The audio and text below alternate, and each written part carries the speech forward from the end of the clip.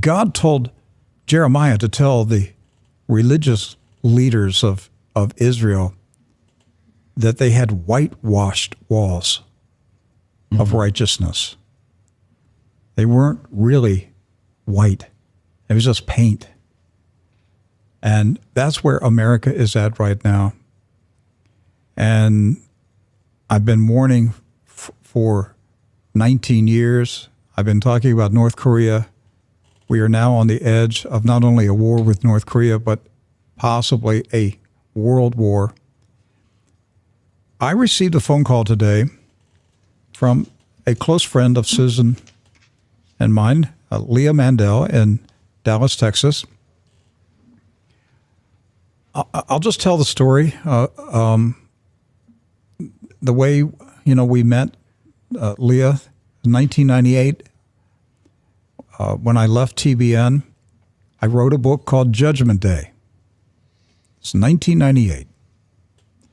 The front cover of Judgment Day had the Twin Towers of New York City. This was in 1998. 98. The World Trade Center Twin Towers were exploding on the front cover of my book, a lightning bolt striking the Twin Towers. That was the front cover. Why did we choose that design? I have no idea other than the inspiration of the Holy Spirit. And so the book was called Judgment Day. I resigned from TBN the first week of September 1998. I stepped out of that role and began traveling the nation, preaching in churches, preaching in hotels, any place that I could get a crowd. And I told them what the Lord said to me in that vision and what he said to me in the summer following the vision in spring of 1998. And that's when he spoke to me about North Korea. Now, during that time, he spoke to me about an EMP attack. I didn't know what an EMP was. All this stuff was new. He talked to me about chemical, biological warfare, smallpox, and so forth. That's when I heard about derivatives, that the economic system would collapse because of derivatives. That all came in the summer of 98. And so I wrote the book in the summer of 98. And when it was finished, I resigned from TBN. And in the fall of 98, my daughter Carissa heard about a Christian, let's call it a prophetic meeting. And it was hosted by Bill Koenig. And Bill has a website. He's been covering news involving Israel for about 20 years. And Bill and I are good friends. And in fact, Bill was the co-host of this program when we started in the beginning. Wow, I didn't know that. You didn't know that? No. Do you know Bill? Absolutely. He's still actually a White House correspondent. Yeah. Yeah, absolutely. Yeah. So Bill was my co-host for the first couple of months. And then he went out on his own. That's how he became a White House correspondent and all that. So that's that story. So anyhow, my daughter Carissa said, Dad, I heard about a prophecy meeting in Dallas-Fort Worth. I want to say Garland. For some reason, I'm thinking it was in the Garland, Texas area. And she said, I just have this feeling you're supposed to go. And so at the last minute, I went. It was a weeknight. I was thinking it's a Thursday night. It was in I think it was in a hotel meeting room.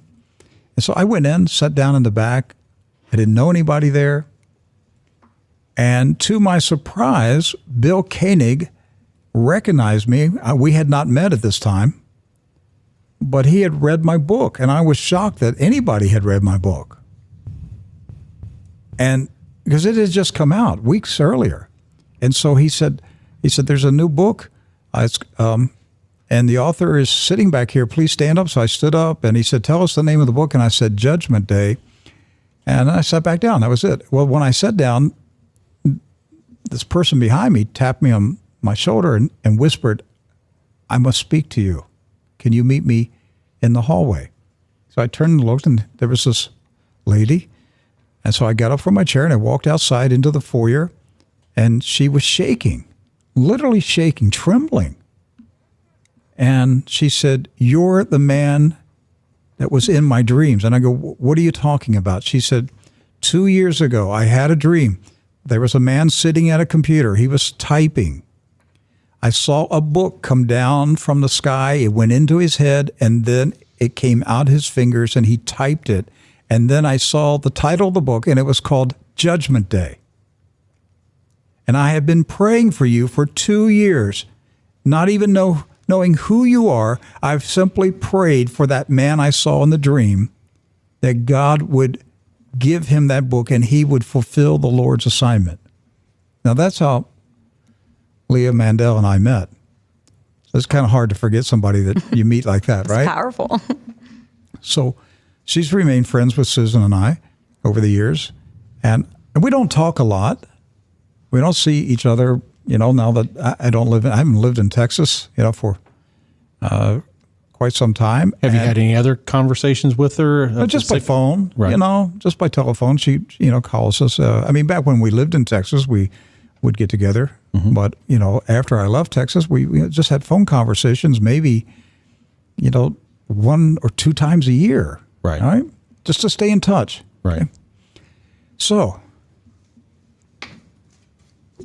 here's what happened. August 11, 2001, we were living in, our office was in Granbury, Texas. Right. And I was driving from the office to the post office, and I got a call from Leah Mandel, and she said, "Rick, something very odd is happening today."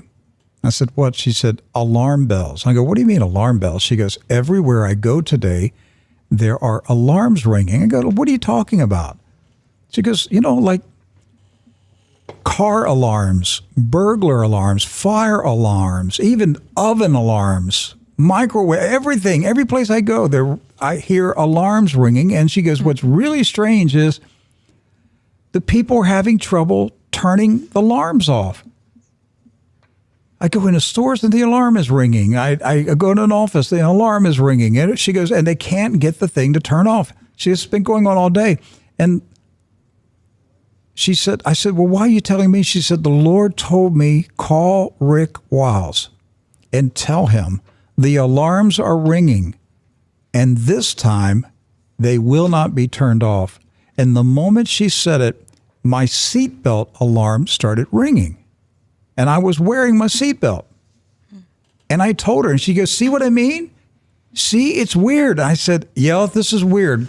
My auto seatbelt alarm is ringing and my seatbelt is buckled." And so that was August 11, 2001. 30 days later was September 11. And if you remember, on September 11th, one of the most stunning images or videos that came out of that was, in my recollection, was seeing rubble everywhere, but alarms going off. Yes. And devices, Yes. phones ringing, and car alarms going off, building alarms going off. It was like, but there was no movement. There was nothing going on but alarms. That's right. I remember that. Mm-hmm. So let's fast forward. Today, this morning, Leah called me this morning. And she said, "Rick, the alarms are ringing." I go, "No, please don't tell me this." She goes, "Rick, today the alarms are ringing. Everywhere I go today." I'm just getting goosebumps right now. Alarms are ringing. And she said, "And there's something else." I said, "What?" She said, "Dead birds. I'm seeing dead birds." They're, it seems like I'm just, everywhere I go, there's a dead bird. And I said, "Leah, this is really strange." As Susan and I was driving to the church today, a bird hit our windshield. I said, it wasn't like he flew into the windshield. It was almost like he fell out of the sky. I mean, I didn't see a bird flying across the road. It was like it just fell out of the sky and hit our windshield. Right. And she said, "You see what I mean?" And then it hit me. I realized today's date, August 11. Wow. Okay, so may I share something, Yes. Rick? I wasn't going to, again, and I don't profess to have prophetic dreams or anything like that. I just humble myself before the Lord. That's where I want to be. But when you shared, thank you so much for the time of fellowship and worship earlier today. Glory to God. So opportune, so needed. When you briefly shared this experience, I really became overwhelmed. Why? Because I'm not going to say that it was July 11th. I will have to go and check my dream journal. But a few weeks ago... July 11th of this year. Of this year. But a few weeks ago, I woke up to the sound of alarm in my house and flashing lights as if an emergency. And the voice of a woman. I would love to hear what Sister Mandel sounds like, for just my own curiosity. The voice of a woman, calmly though, saying, fire, fire, fire. But when I woke, I literally got up and this was happening as real as I'm talking to you right now. I was checking the smoke alarms in my apartment. Nothing. I even called the next day, the property manager, and said, does our alarm speak and say fire? Were they actually ringing, or were you hearing it in your sleep? I was hearing it in my sleep, but when I woke up, it was still happening. It was still happening. You were hearing it, they although were not ringing. I called property management. I even asked them, can you come check this? Because of concerns, obviously. Of course, I'm saying to the Lord, if this was you, show me. You're warning something, I immediately pray. But when you shared this with us briefly earlier, I immediately said, Miss Susan, can I share something with you? I remember in 2011, Susan and I were having a spate of alarms going off in our home at night, waking us up. Our fire alarm would go off. And there was no reason for it. And we had company come out and check, and it was like, no, there's nothing wrong with the alarms. And that went on. And then at the same time, we spent a night at Carissa and Marshall's home. This was 2011. And right outside our bedroom door in their house, the smoke detector went off. And it went off like 3 times that night. And I said to Marshall, I said, what is making this thing go off? And he said, well, it can't go off. There's no battery in that one. No battery. I said, it's ringing. See, this is crazy. I'm telling you, there's no battery. And he said, look up there. And there was no battery in it. And it was ringing. Rick, if my memory serves me correctly, whenever you were on the Jim Baker show, and you were talking, I believe, if I'm not mistaken, the Paris attack was taking place during that same time. And you were talking about the warnings, and the warning system, the alarm system in the entire ministry would not stop going off. I forgot about that. It went off in the live taping of the Jim Baker show. Yes. You could hear it through the entire building. Yes. Several times. I think it was a half a dozen times. And that was the night of the Paris attack. That's right. I don't want to add to this anymore, but actually, because you guys brought it up, we had something very similar happen with the fire alarm. I took the battery out yesterday, actually, and I thought it was just something built in with it. Maybe it just kept on going off, but it's been ringing. It's been dinging. You took the battery out? I took the battery out, and it still kept dinging. I didn't think of anything of it until you guys brought this up, but So obviously, God uses alarms in your life as as a heads up, as a warning, as something to kind of reset you and bring you back to what He's doing around you. The dead bird. Yes. I mean, this bird hits our windshield this morning, and then an hour after I got to the office, Leah's calling me, talking about alarms are ringing and dead birds. So what's the connection with the dead birds? That's what I'm wondering. I mean, what do you feel it is? My first thought was because I said to her, look, this bird didn't fly into our windshield. It's like it fell out of the sky, like it was dead, and it just nosedived down and hit us. Right. And I said, my first thought is some type of avian flu, Right. something that massive numbers of birds drop off, because that was happening some years ago. Yes. Well, Thousands It was. of birds dying in different Yes. places in America. As a matter of fact, there's an avian flu outbreak in the Philippines. They released the story today. So there could be a connection there. That's Don't know true. if it is or not. Right. So Now, another idea could be the Lord is trying to tell us that the birds are representing flying vehicles. right, because a lot of planes are, I guess, named after Yep, the different kinds of birds. the F-15, the F-16, the F-22, the F-35. Right. I don't know. I don't know what it is.